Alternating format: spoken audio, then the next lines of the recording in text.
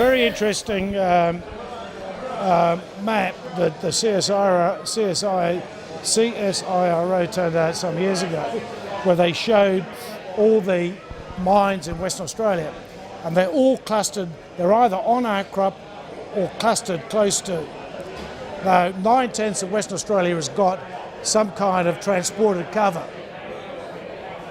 So we've got a huge potential here, but it's an expensive proposition, and you've got to look through the cover. So yes, the answer is yes, we've got a lot of potential. The corollary to that is it's an expensive potential to try and realise.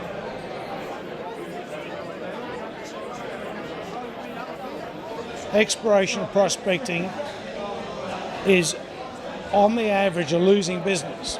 And if you're going to encourage people to invest, and whether it's their labour or their capital, you need to try to keep the costs of entry as low as possible. Our governments compete to make it as high as possible. Not a good move.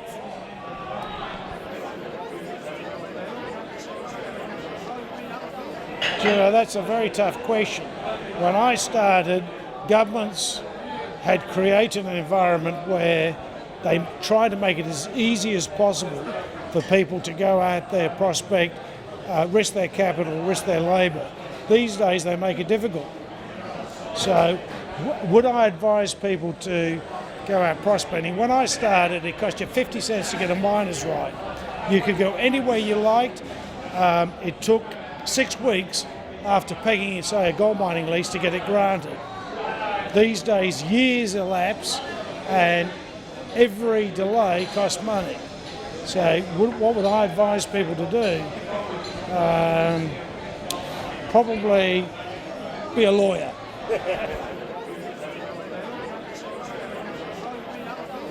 People keep on talking about the last frontier, and every time the last frontier is found, guess what? There's another frontier. So the Fraser Range is, at the moment, the last frontier.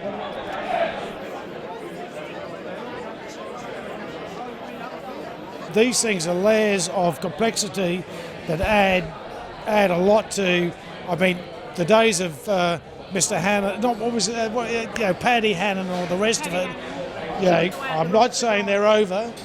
There are definitely going to be outcrops of economic mineralisation on the surface to be found by people just bashing a rock, but increasingly it's going to be looking through the cover.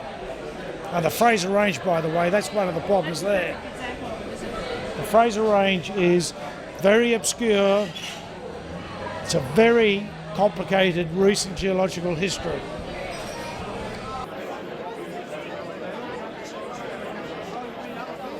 The geological clan to the Fraser Range is the Thompson Belt in Canada and extensions thereof.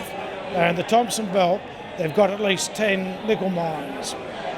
So we've got one about to start, and that is the Nova-Bollinger deposit.